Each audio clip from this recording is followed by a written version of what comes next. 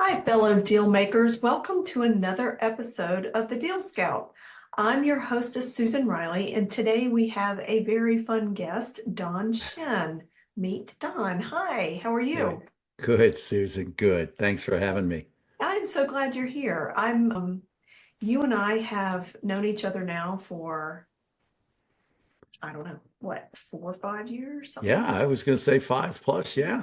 Yeah. Yeah, we met at the Power Room Mastermind, the National Mastermind, a couple of years ago, and I always have been intrigued by what you do with franchising and how you've got a very robust business going in working with people that want to own franchises because there's a lot of people that want to do that.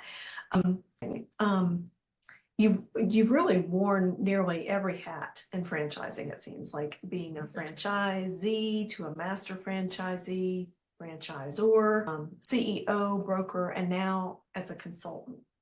So I guess my first question right out of the gate is looking back, what role shaped your philosophy on franchise growth the most? And how does that influence how you guide others today? Yeah, great question. Great question. I'd say the master franchisee was probably the most impactful role because you're part franchisor and you're legally a franchisee. And a better title for master is some companies use a description of area developer. And so that speaks more to what a master franchisee does. So you're developing an area in partnership with the franchisor, with the mothership, with the owner of the concept, the owner of the system. So you're finding local people. You're finding those people in those small towns that want to be business owners themselves. And so it's exciting that you have the help of the larger entity and brand. You're part of that. I was actually the first one in the United States for the company that I was with at the time. And so I helped shape where the brand went in the United States.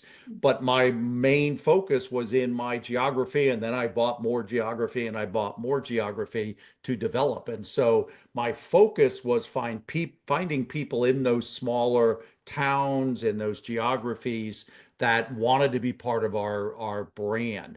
And so I got the corporate, I still got the corporate feel by being a master and somewhat included with the franchise brand. But what was really fun was working in those local markets, finding those local entrepreneurs, and then building them out, helping them build. The thing about excuse me, franchising is that people don't often recognize a franchise unit, a single unit is a small business. And consequently, I learned how to build small businesses in addition to all the franchise experience that I had. So, and I was just saying this to somebody else earlier today that it was a downline or a generational or a ripple effect that you have as a master franchisee. You find someone in a local market, they open up, you impact their family. They hire, they create jobs. You impact those families. You bring integrity and new business to a community. So you're impacting the community. So it just has this ripple effect. So I think to answer your question, that master franchise position has so much impact, and I think that would answer your question best.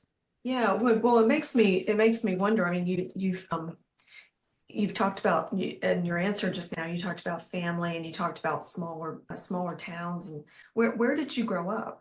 I didn't even ask you.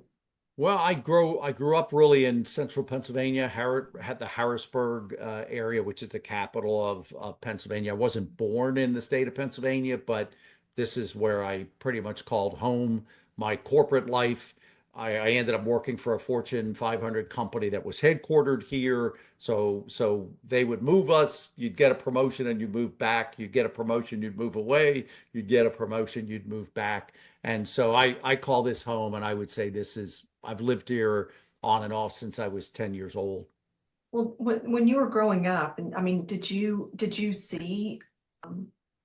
did you see businesses that sort of were seemed to be heading into the franchise type model? Is it, I mean, what got you interested in this? Yeah, the answer is no. Harrisburg is a lagging market. It's not first. Uniquely, very unusually, we did have one of the original Ray Kroc type McDonald's here, but that was really, really unusual. We didn't have another franchise for I couldn't tell you how many years. And we got a TGI Fridays and then somebody else, but it was years before the franchising concept really hit here. No, I didn't see a lot of entrepreneurism here. It's a very conservative area, and this was not the area where I think I got more of my interest. My interests were, not to sound arrogant, but I felt I would be good at whatever I did. I just honestly didn't know what I could do.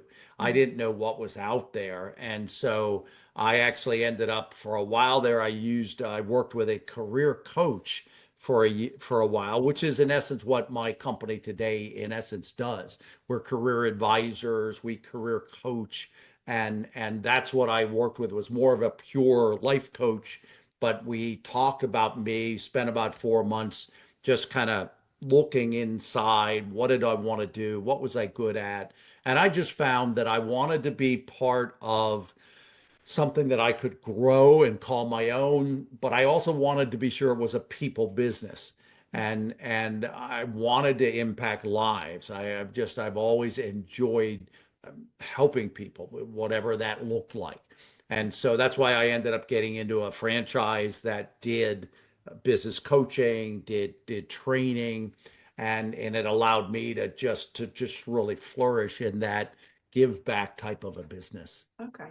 So entering the business coaching profession is really what triggered that interest then in building and developing franchises. Yeah, the master model allows you to do that. It's a master franchise model is like not a single unit in a town. You're influencing. I mean, we were up to as many as 35 franchise units in just the state of Pennsylvania at one stage. And so it that gave me the opportunity to kind of build an empire, if you want to put it that way, and not just get stuck in a single space or a single unit. Yeah. Well, I've heard you over the years often talk about doing franchising the right way. So describe to us what does that actually mean to you, especially in an industry where speed and short-term numbers can really sometimes overshadow sustainability and values. What is the right way? Yeah, yeah, that's a great question. I the the the franchising industry, rightfully so, has a pretty big black eye. The perception about franchising to a lot of people that aren't that familiar with it is that, hey, anybody will sell you anything. As long as you say you've got the money to do something, they don't care who they bring into their franchise network. And there's really been a swing in the last few years of greater integrity in the franchise sale, in what we inside the industry call franchise development. But in that transaction of someone buying a franchise, someone becoming a franchise owner, there's just been there's a swing, or a mood that's trying to bring much higher levels of integrity and professionalism. And I've been part of that. 3, 4, 5 years ago, I put together one of my first training programs on how to professionally, with integrity, make franchise sales. And that's a heart of our company, is that we're okay with telling people you really need to stay employed. You really need to keep your day job. We're okay walking away from a sale if it's not the right thing for that person.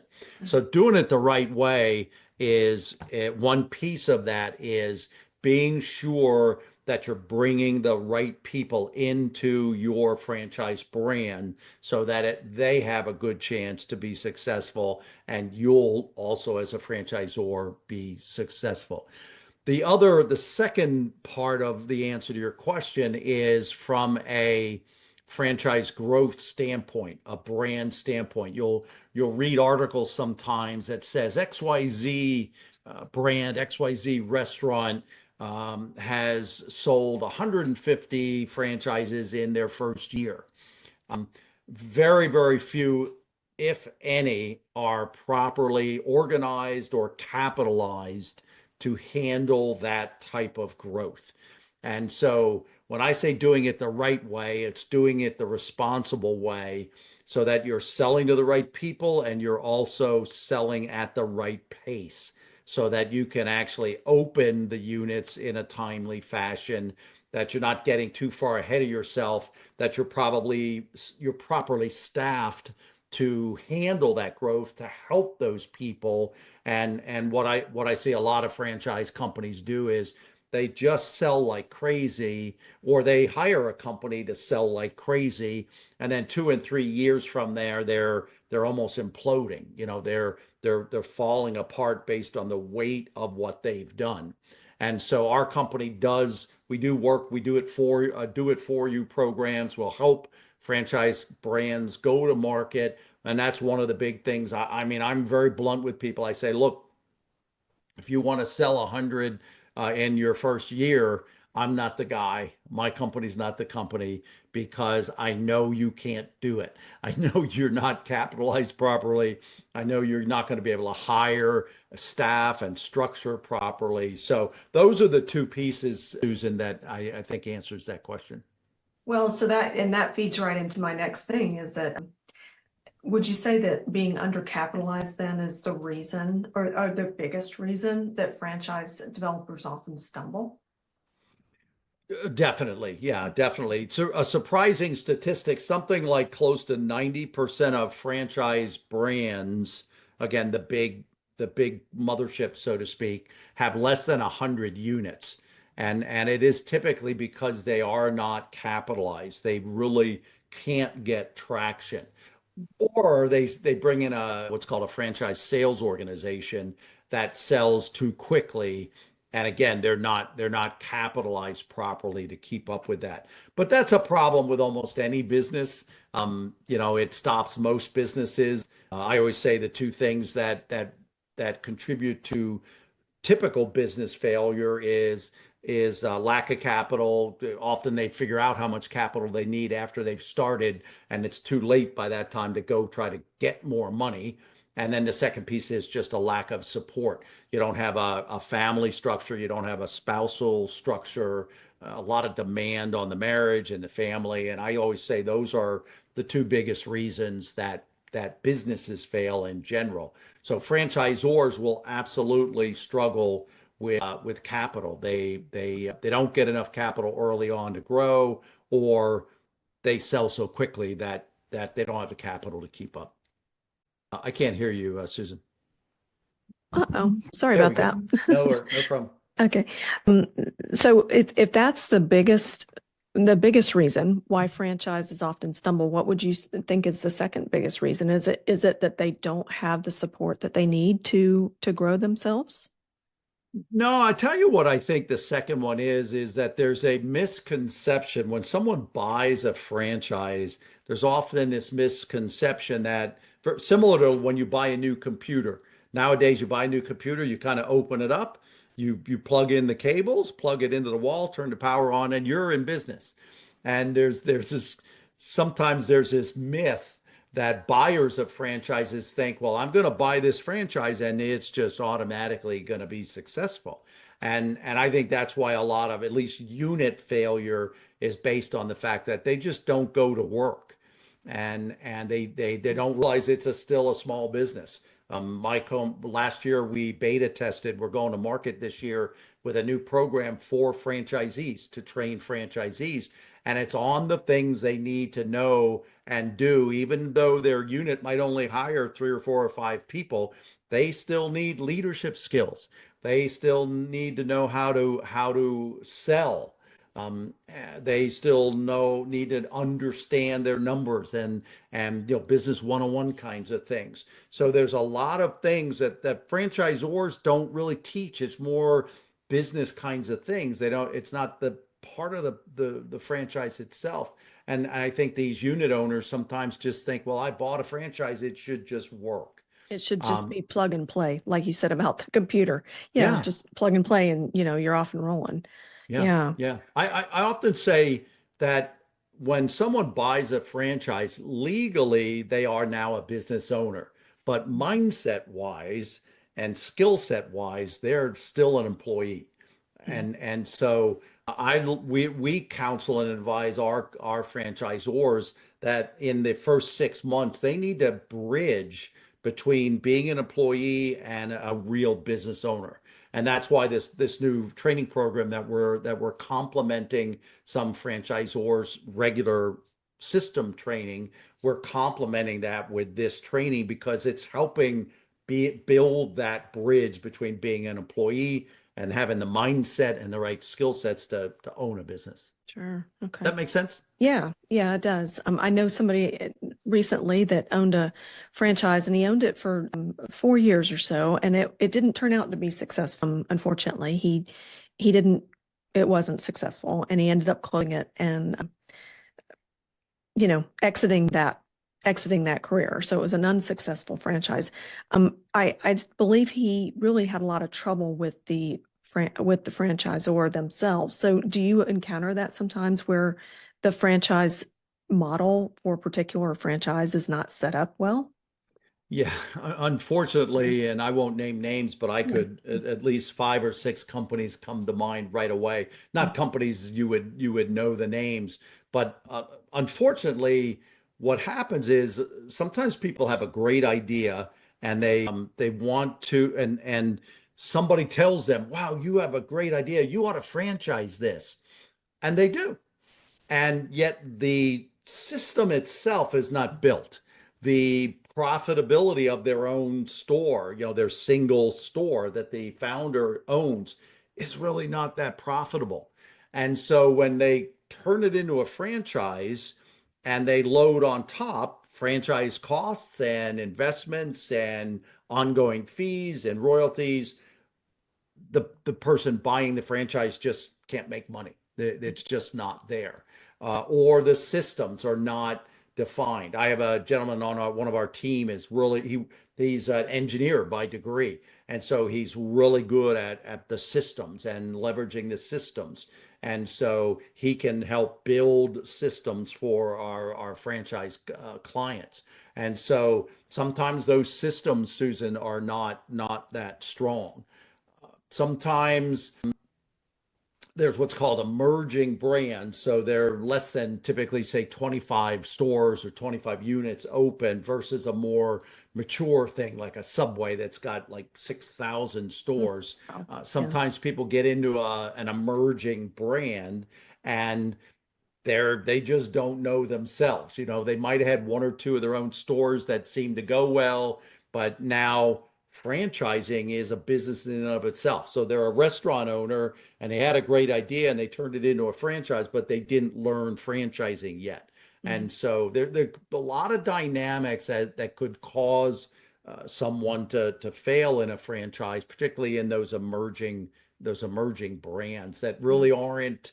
It's very fluid. It's not all set. It's not like that franchise system that's, like I said, like a Subway that's got 6,000 franchises. I always joke about a Subway and how an indicator of how strong their systems are. If you go into a Subway to order a sandwich, I'll walk in and I'll look at the sign and I'll go, "Hey, I think I want the spicy Italian." And they Right. go, "What kind of bread do you want?" Because their system is they need to know what kind of bread you want. And then they need to know, is it 6 inch or is it foot long? And then, okay, what do you want on it? I want the spicy Italian. Their system is so strong. Yeah, it's so structured, so militant. There's no Yeah, room for any kind of correct. creativity or flexibility, right? Correct. Yep. Yeah. Yep. Yep. So when you're working with people, and before we started the Zoom, you and I had that quick conversation. Like I know someone that's looking to she's looking to buy a franchise and in the pet care industry. So can you help someone like that identify, what's a good brand for her or good franchise model for her and her where she is in the world and how much capital she has and where she's ready to go? Is that Yeah. is that Yeah, what you do? 100%. 100%. We one part of our company is what I call it's the e-harmony of franchising. We match people to brands. We're part of a national organization that has about 400 individual franchise concepts inside that organization. We're a member of that organization. And Okay. what I have developed over the years is an assessment process and a matching process. So we will ask them to fill out, it's like a 5-page questionnaire. We'll ask them for their financials because the last thing I ever want to do, I sleep very well at night because I will never put somebody into a business, nor will my people put someone into a business that they can't afford. We don't want to take their last dollar. So we have an assessment process that includes their financial viability. It includes their risk tolerances. It looks at their prior experience. So, for example, if you've never supervised a lot of people, then you don't want to be in a home health care business where you're supervising 25 nurses, or 25 caregivers. And Hmm. so we take all of these things into the mix and we find what I call key factors. What are the non-negotiables that we must find while also fitting into their risk tolerance and their financial viability? So Hmm. we've got an interview process. They have 2 or 3 conversations with us. We ask them to fill out the confidential questionnaire, and then we start showing them concepts that we think match. Well, you touched on this a few minutes ago, but I want to jump back to it. On the flip side of that, so that's if somebody wanted to buy, but what if somebody thinks that they have an idea for building a franchise, like the I gave you you and I talked about someone else a couple months ago. Yeah. They have an idea for building a franchise. What do you do for those kinds of folks and to decide if they truly do have that franchise model? Yep, yep, that's a great question as well. We have what we call the Are You Franchisable assessment, and it will take them through all of the areas of business that we know they must have and do well in order to become a franchise, to turn their model into a franchise. What will typically happen if we do that is that we'll see areas that need fixed. Sometimes it's things that we do and other times it's things we don't do, and we'll refer them to someone to get that area in order so that they could become a franchise. Once that assessment and all we're running on all cylinders, then we can actually help them go to market. So we can help them build a marketing plan. We would refer them to trusted attorneys, franchise attorneys to build the legal contracts. We can build sales evaluation processes, how to evaluate the candidates in the process to make an award of the franchise. We can do all of those steps. We can even write operations manuals. So we can do all of the things once they're ready. Once we agree with them that they're ready, we can do all of the steps that they need to get them to market. And then, as I said, we'll actually execute that for them. So we can be the do it for you from the standpoint of franchise sales. Okay. Yeah. Okay. So it's really you and your company does a variety of things, but really all franchise related. If you want to buy one, if you want to create one, if you want to build one, if you want to sell it, you do all those things. We do. And Okay. my team and I have in total of about 75 years of experience. Most of that is all in franchise, either franchise ownership, franchise development, franchise operations. And we've worn the different hats, as I said, an area developer, a CEO, first franchisee in a model, franchise sales. So the 4 of us really have an interesting background and blend.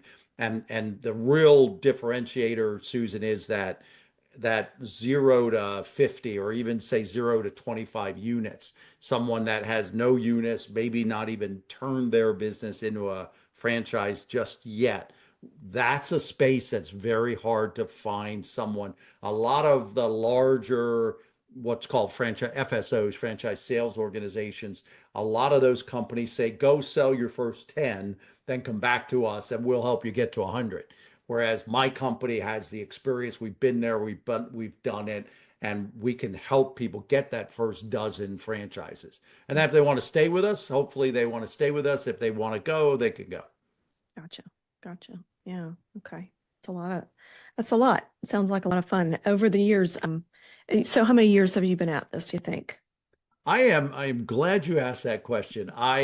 This is my 25th year Okay. in the franchising industry. So, and Cool. in business for myself. I've owned other businesses and played around a little bit in commercial real estate. Hmm.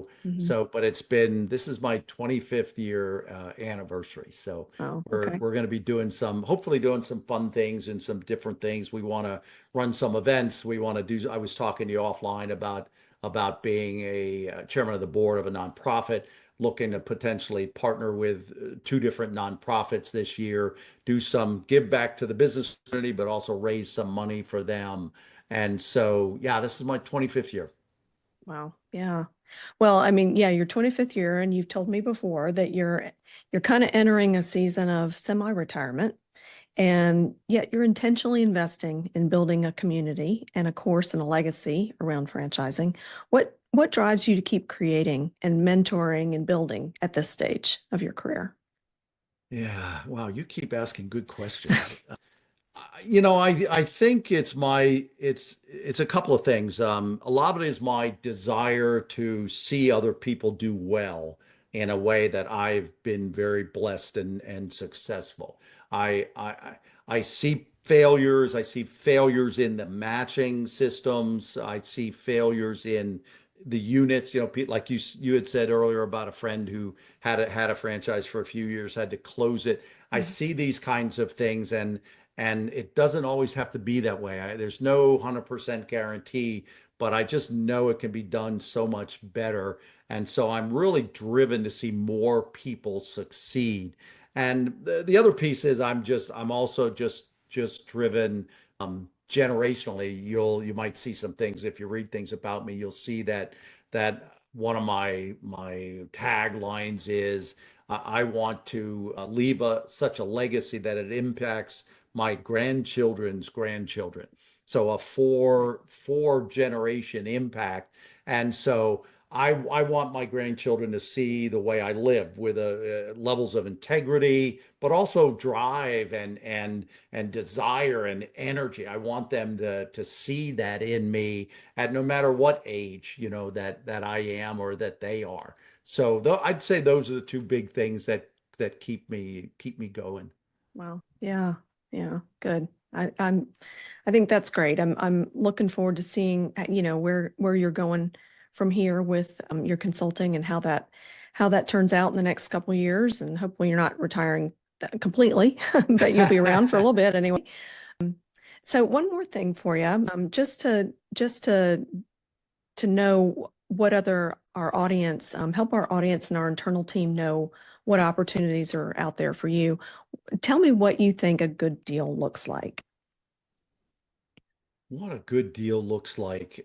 If it's in the franchise space, I would say I like emerging brands, but that's not for everybody. But I think a good deal in the franchise space is one that is a is something that's it's kind of, if you think of the wave, it's kind of on the going up the wave. It's not at the top of the wave. It's not on the downside of the wave. It's going up the wave. So you have a lot of growth. You have a lot of runway, however you want to say that. But there's a lot of growth opportunity. So you're not in on the ground floor because that's pretty risky, but you're in on the upside of the curve. I think those are the things to look for, and it does depend on the market. You were asking me about where I grew up in the Harrisburg area. For example, one of the things nowadays is the IV drips. I don't know if you're familiar with that. People take it for vitamins. They take it for Mhm. Oh, recovery yeah. from hangovers. Right. That's really becoming popular right now. Mhm. But this area where I live, there are a couple of places that do it, and we've had a couple of people approach us about, hey, is there a franchise that does this? And there's a lot of franchises that do it, but I wouldn't bring it into this market because it'll probably fail in this market because this market's not ready for that yet. But overall, I think a good deal is something that is on the upside of the curve. So you have 10 and 15 and 20 years growth, but you're not so mature that everybody's already made their money in the market and you're not going to make any money. Right. There's a lot of people jump into different kinds of markets like flipping houses and things in, and they jump in because it looks like everybody's making money. Well, if it looks like everybody's making money, they've already made the money, and you're not going to make any money because you're jumping in on the wrong side of the curve.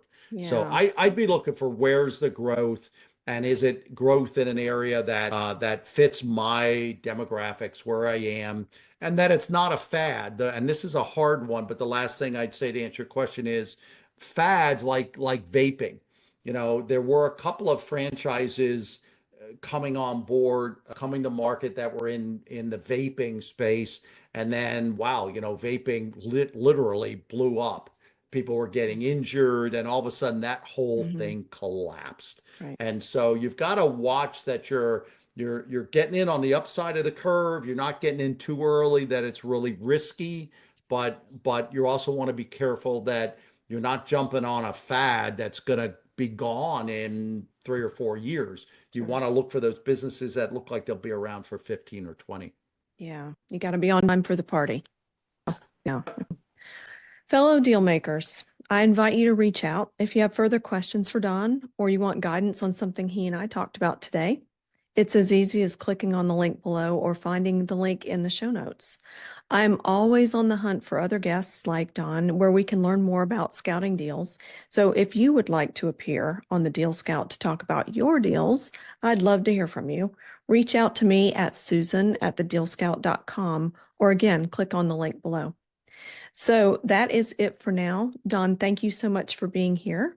My pleasure. Yes, and have a Thanks for terrific having day, me. everyone, and we'll see you again soon. This is Susan Reilly with the Deal Scout signing off.